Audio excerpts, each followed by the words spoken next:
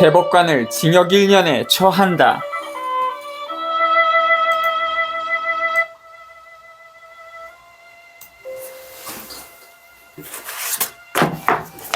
챕터 9. 검사의 죄인 만드는 기술. 검사에게 하루만 주면 누구든 죄인이 된다.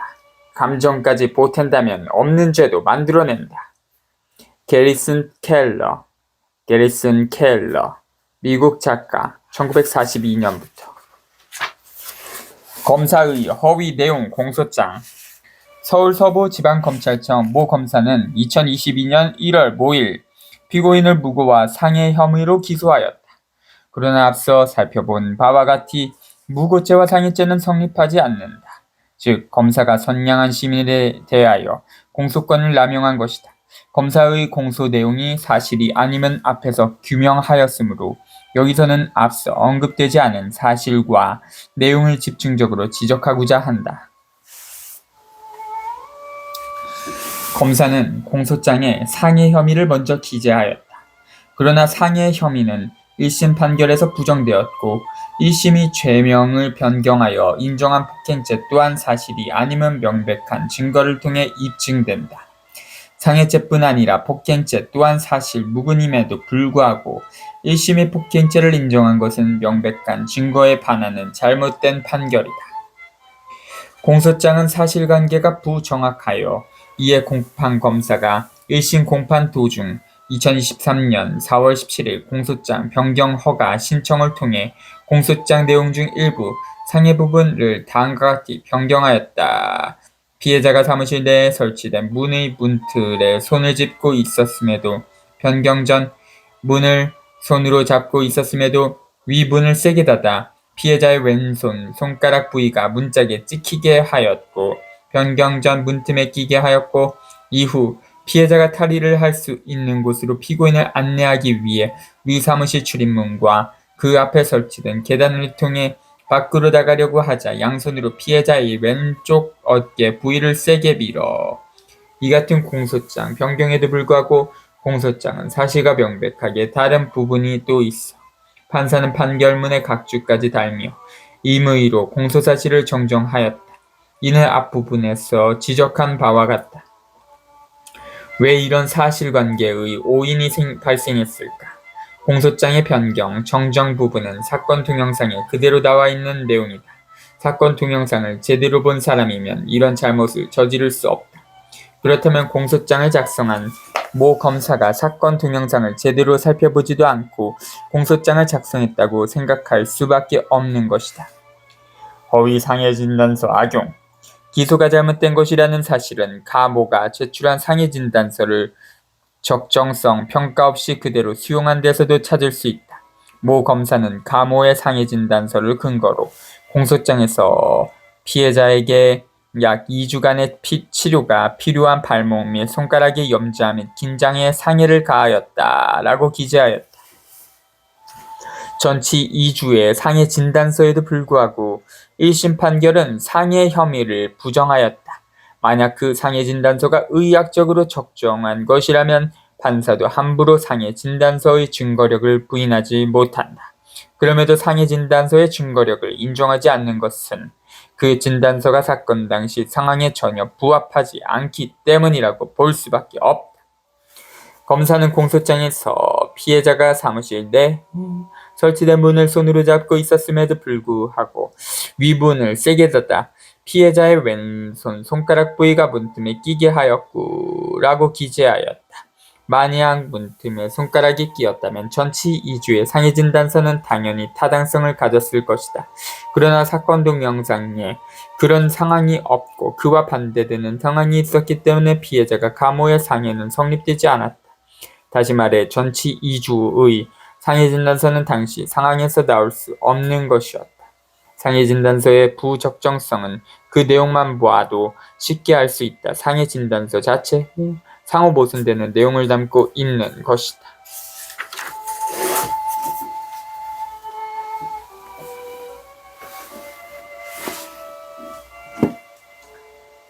상해 진단서.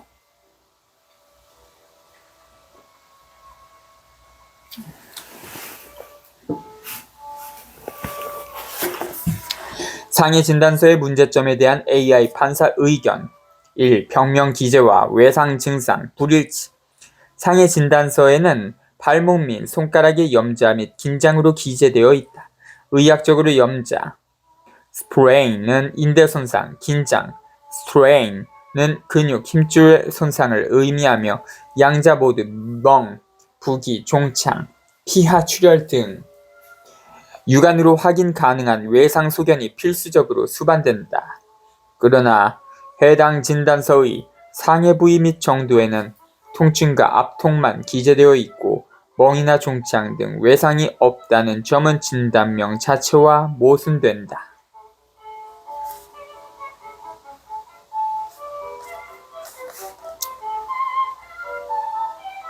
2. 치료 내용 계획은 공란.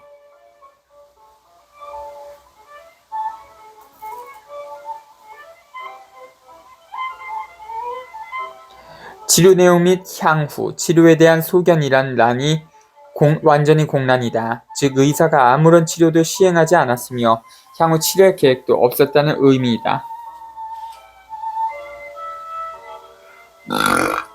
의학적으로 염자나 긴장이 확인되었다면 소염 진통제 투약, 냉찜질, 압박붕대, 부목 고정, 보조기, 물리치료, 휴식 등 처방이 기본 중 기본이다.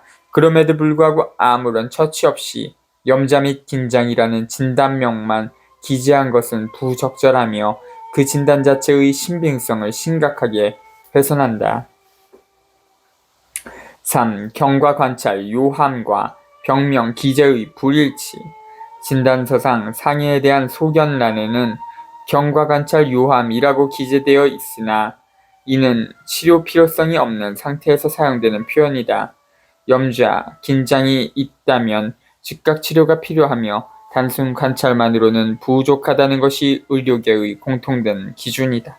따라서 염자 및 긴장이라는 병명과 경과관찰이라는 소견은 상호 모순된다. 4. 치료기간 2주 기재의 타당성 결여. 경과관찰 요함이라고 기재된 상황에서 치료기간 2주라는 기재는 자가관찰에 불과한 행위를 마치 의료인이 직접 처방한 치료처럼 표현한 것으로 치료와 관찰의 개념을 혼동한 오류이다. 실제로 입원도 하지 않았고 치료도 받지 않았으며 약물 처방도 없었다면 이는 치료기간 산정의 대상이 될 수 없다.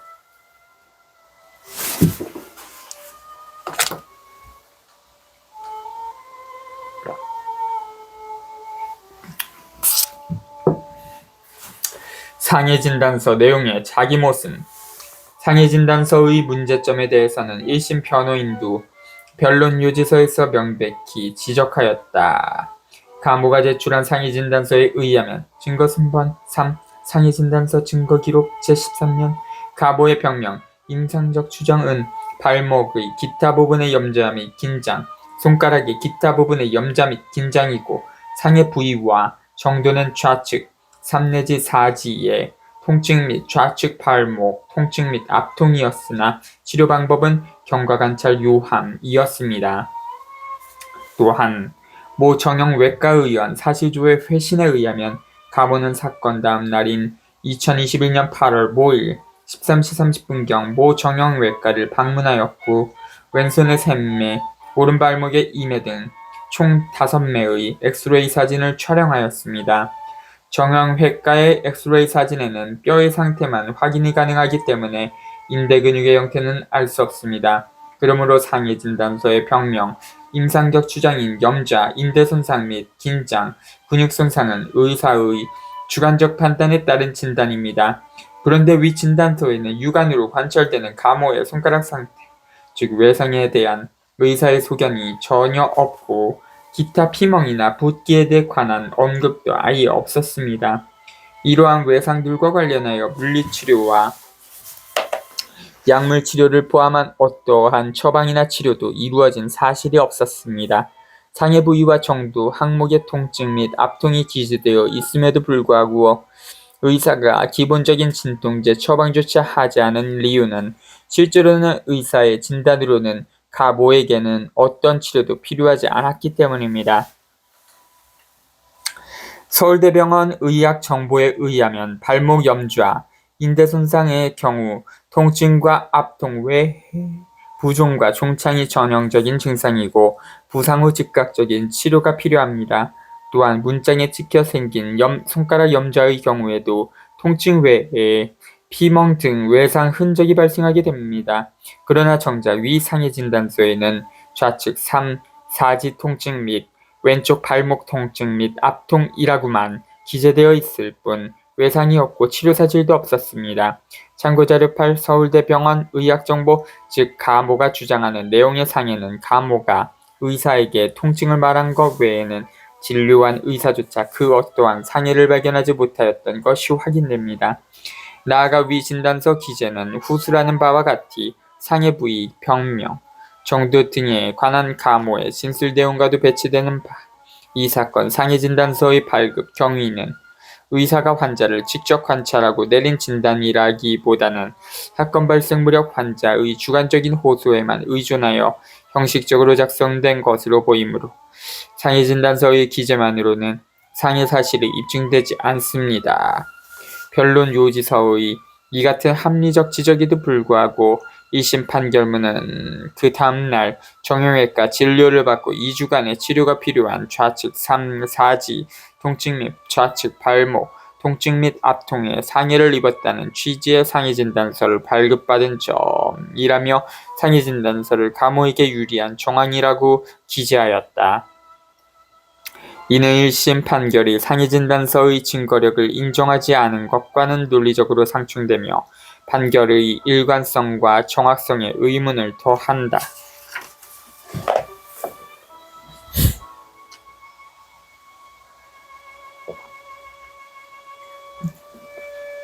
합의 거부에 대한 괘씸죄.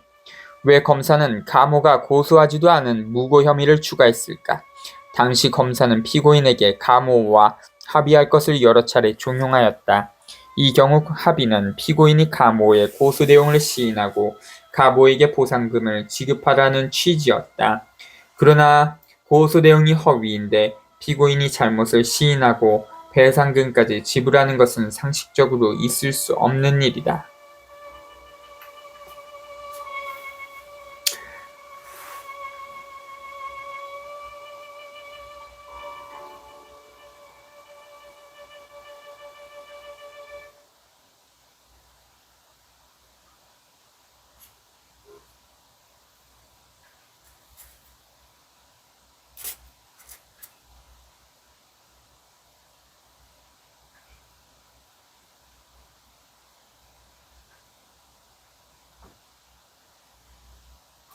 서울서부지방검찰청 주임검사보, 수심검사보, 제목, 수사보고, 피의자 합의할 의사 없음 확인, 피의자 모에게 전화 010보 2021년 10월 27일 하여 합의 의사가 있는지 여부를 물어본 바 남편과 상의하겠다고 했고 피의자 남편 모가 당청으로 전화 왔어 모는 무죄를 주장하기 때문에 고소인과 합의를 할 의향이 없고 철저한 조사를 통하여서 진실을 밝혀달라고 하였기에 보고합니다. 첨부 2021년 10월 27일 위 보고자 검찰 주사보 모 위와 관련하여 같은 검사실 소속 모 수사관을 피고인이 합의 의사 없음을 확인하는 보고서를 작성하여 검사에게 제출한 사실이 있다. 이 문건에서 보는 바와 같이 피고인 측은 철저한 조사를 통해서 진실을 밝혀달라고 당부하였다. 그것이 검사의 본분이라는 사실은 누구도 부정할 수 없다. 그럼에도 불구하고 검사는 가모 고소의 진실을 밝히기는커녕 피고인에게 무고 혐의를 추구하여 공소하는 어이없는 행태를 보였다. 여기서 피고인 측은 검사가 합의 거절에 앙심을 품고 무고 혐의를 추가한 것이 아닌가 하는 의구심을 갖고 있다. 기소에 앞서 담당 검사는 피고인과 변호인에게 합의하지 않으면 무고죄까지 추가하여 기소하겠다는 의사를 명백히 밝혔다. 담당 검찰 수사관도 합의하면 기소유예가 가능할지도 모른다. 하지만 합의하지 않으면 무고죄가 추가된다고 라고 말했다. 상식적으로 검사라면 사건의 진상을 밝히는 것이 그 임무다. 그런데도 왜 모 검사가 진상규명은 뒷전에 팽개치고 오로지 합의에 목을 맸는지는 정말 이해할 수 없는 행동이다. 더구나 왜 없는 죄까지 만들어 피고인을 위협하고 허위 내용을 고소장에 추가했을까? 이와 관련하여 모 검사가 거리낌 없이 공공연하게 이런 행동한 것에 비추어 볼 때 이 같은 검찰관 오남용은 검사나 검찰 내부에 만연된 관행이 아닌가 하는 생각을 지울 수 없다. 작금의 검찰청 폐지 추진은 그 정당성 여부와 무관하게 검찰 스스로 유도한 측면이 작지 않음을 간과해선 안 될 것이다.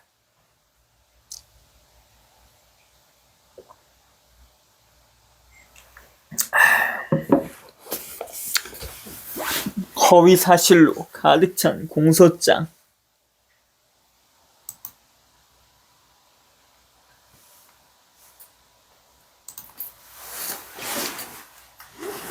모 검사는 무고 혐의와 관련하여 공소장에서 다음과 같이 기재하였다. 피고인은 2021년 8월 모일경 가모로부터 피고인이 테니스장 사무실 문을 고의적으로 세게 닫아 손가락을 다치게 하고 출입문 밖으로 어깨를 밀어 발목 상해를 입었다는 취지로 고소당하여 2021년 9월 2일경 서울 모 경찰서에서 위 사건과 관련하여 피의자 조사를 받던 중 모 경찰서 소속 경찰관에게 가모가 밀어서 넘어졌다. 가모가 나를 끌어당겨 계단에 걸려 넘어졌다. 가모를 처벌해달라고 진술하였고 같은 날 가모가 피고인을 의도적으로 밀어 문턱에 걸려 넘어져 다치게 하였다는 취지의 고소장을 모 경찰서에 제출하였으며 2021년 9월 9일경 모 경찰서에 가모의 행위로 상처를 입었다며 피고인의 왼쪽 종아리 앞쪽 부위의 상처 사진을 제출하였다. 그러나 사실 피고인은 위 일항과 같이 가모에게 상해를 가한 이후 위 테니스장 사무실 현관문 앞에서 가모로부터 어떠한 신체 접촉이 없었음에도 왜 이래요? 라고 소리치며 스스로 뒷걸음질 치다가 뒤로 넘어진 사실이 있고 2021년 9월 9일경 경찰서에 제출한 상처 사진은 가모로부터 입은 상처가 아니라 이 사건 이전에 발생한 피고인의 상처임에도 마치 가모로부터 입은 상처인 것처럼 제출하였다. 이로써 피고인은 가모로 하여금 형사처분을 받게 할 목적으로 무고하였다. 위 내용은 크게 5가지로 구성되어 있다. 1. 피고인은 가모를 상해죄로 고소하였다. 2. 피고인은 2021년 9월 9일 모 경찰서에 상처 사진을 제출하였다. 3. 가모로부터 어떤 신체 접촉도 없었다. 4. 피고인은 스스로 뒷걸음질 치다가 뒤로 넘어진 사실이 있다. 5. 상처 사진의 상처는 가모에 의해 생긴 것이 아니다 등이다. 이들 내용이 사실이 아님은 앞서 모두 설명했다. 1. 피고인은 가모를 상해죄가 아닌 폭행죄로 고소하였고 61적 참조. 2. 피고인은 2021년 9월 9일 모 경찰서에 상처 사진을 제출한 사실이 없으며 251적 참조. 3. 가모로부터 신체 접촉이 없었다고 단정할 수 없고 196적 참조. 4. 피고인은 스스로 뒷걸음질 치다가 뒤로 넘어진 사실이 없으며 제3부 참조. 5. 상처 사진의 상처는 가모에 의해 재발한 것이다.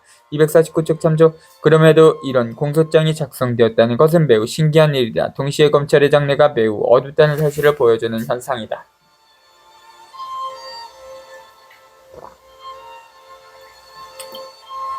동일 행위에 대한 이중잣대. 모 검사가 동일한 행위를 이중적으로 처리한 행태는 상식적으로 용납될 수 없는 일이다. 피고인은 2021년 9월 2일 가모를 폭행 혐의로 신고하는 고소장을 서울 모 경찰서에 제출하였다. 이 고소사건 서울 서부지방검찰청 2021년 형제모호와 관련하여 검사는 2022년 1월 5일 가모를 폭행 혐의 없음 증거불충분으로 불기소 처분하였다. 같은 날 검사는 피고인을 무고죄로 기소하면서 피고인의 허위에 상해를 신고하였다는 내용을 공소장에 기재하였다. 폭행 혐의 고소를 상해 혐의 고소로 변경한 것으로 이는 같은 검사가 같은 날 동일한 사실관계 고소 내용을 서로 다르게 해석하여 처분한 것이다. 검사가 피고인의 고소 내용을 서로 다르게 해석한 사실은 아래 내용으로 알 수 있다. 피고인 고소장 주요 내용. 피고인 가모 2. 피고인을 의도적으로 밀어 고소인이 문턱에 걸려 바닥에 넘어져서 다쳤습니다. 공소장 무고 부분 주요 내용. 같은 날 가모가 피고인 고소인을 의도적으로 밀어 문턱에 걸려 넘어져 다치게 하였다는 취지의 고소장을 모 경찰서에 제출하였으며 참고로 피고인 고소인은 2021년 9월 9일 경찰에 상처 사진을 제출한 사실 자체가 없다. 2021년 9월 9일경 모 경찰서의 가모의 행위로 상처를 입었다며 피고인의 왼쪽 종아리 앞쪽 부위의 상처 사진을 제출하였다. 2021년 9월 9일경 경찰서에 제출한 상처 사진은 가모로부터 입은 상처가 아니라 이 사건 이전에 발생한 피고인의 상처임에도 마치 가모로부터 입은 상처인 것처럼 제출하였다. 고소장의 주요 부분은 피고소인 가모가 피고인 고소인을 의도적으로 밀어 고소인이 문턱에 걸려 바닥에 넘어져서 다쳤습니다이다. 여기서 고소인이 문제 삼은 피고소인의 행위는 의도적으로 밀었다는 것이다. 그 뒤에 고소인이 문턱에 걸려 바닥에 넘어져서 다쳤습니다라는 부분은 그 행위로 인해 발생한 결과로서 폭행의 보충 설명에 지나지 않는다. 즉 고소인은 피고소인의 상해를 주장한 바가 없다. 검사도 이 같은 판단에서 피고소인을 폭행 혐의 없음, 증거 불충분의 불기소 처분을 하였다. 그런데 검사가 작성한 공소장 중 무고 부분을 보면 같은 날 가모가 피고인 고소인을 의도적으로 밀어 문턱에 걸려 넘어져 다치게 하였다는 취지의 고소장을 모 경찰서에 제출하였으며 라고 기재되어 있다. 고소장에 다쳤습니다라는 문구가 다치게 하였다로 변경되어 명백하게 피고소인의 상해가 들어가 있다. 검사는 이렇게 하여 공소장의 폭행 신고를 공소장에서 상해 신고로 둔갑시킨 것이다. 이것이 검사의 업무 기술인가? 아니면 검사의 특권인가? 더구나 9월 9일은 피고인과 전적으로 무관한 날짜이다.